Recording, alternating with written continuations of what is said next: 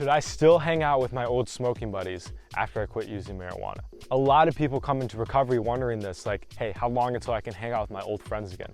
It's a great question, and the answer to this is context. So what do I mean by that? Well, if you're going back and hanging out with the friends in the same environment, the same situation, doing the same things you used to do when you used to smoke weed, there's a higher probability that you'll go back and you'll slip.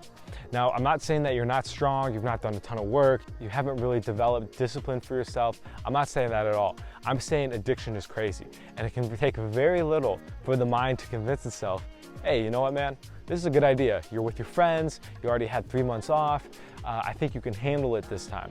I made a video yesterday, which I'll post down below, which talks about, can I occasionally use after quitting marijuana? I think the answer is no, but I'll let you find that out for yourself and make your own decision. So to reduce that risk, it's important that, hey, if I'm gonna go hang out with friends that I used to smoke with, that it's in a context, in an environment that we didn't used to smoke in. And ideally, that they won't be high, they won't have weed on them, etc. Something where weed isn't gonna be easily accessible to smoke. Obviously, this depends on the state you're in, etc. I think it is important to keep these friendships close, especially if some of them have been really important assets in your life. We don't just want to cut them off completely. And it also teaches us how to have relationships with people that might not have the same addictive personality that we do. It's been a very important lesson for me to learn how to have harmonious relationships with the outside world, because a lot of people aren't on this sober path. And a lot of people can handle substances as well. They don't have the same kind of brain chemistry that I have or that you might have that just desires pleasure 24/7. So in recognizing that, it can be a great challenge and a great growth opportunity. However, like I said before, you gotta make sure the context is right. You gotta make sure to set strong boundaries for yourself, especially when going in. So some things I like to do when I'm gonna go hang out with somebody that used to use, I like to have a game plan in my head.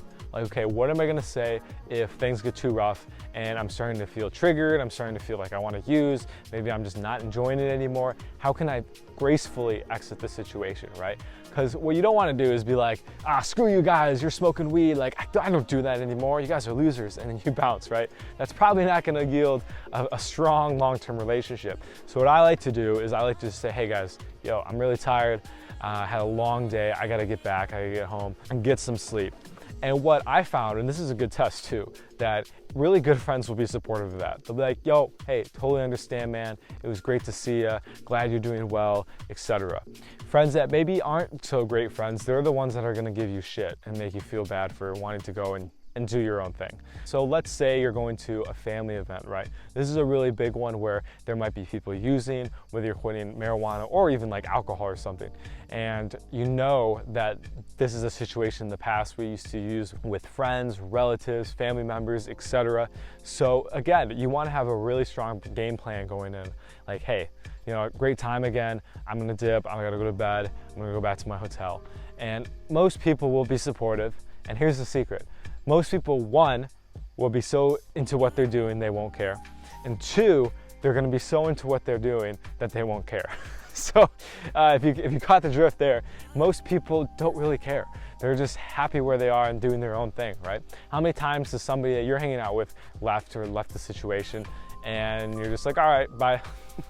And then life goes on. That's kind of what it is for you. So in a humbling way, remember that you aren't the center of the universe and people have their own lives and their own shit going on and probably don't care about you as much as you think. So hopefully that can take a little bit of the pressure off. Like, hey, if I'm in a dicey situation, I can hightail it out of here. No problems, no questions asked, we're good.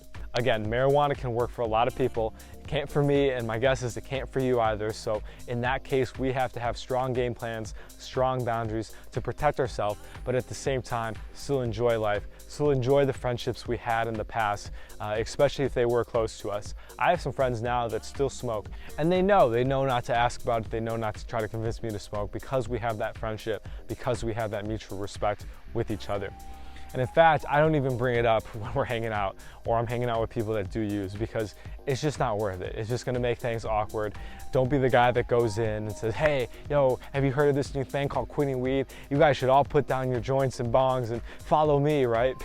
People are gonna be like, screw off. It's finding the right time to interject your wisdom and maybe your newfound excitement. For example, if they ask. that's the best time to say, oh yeah guys, I'm doing this thing, I quit marijuana a few months ago, and I'm finding a lot of benefit from it. If they continue to ask about it, do tell, but if they, kind of look away or change the subject, just know that that's not something they want to hear.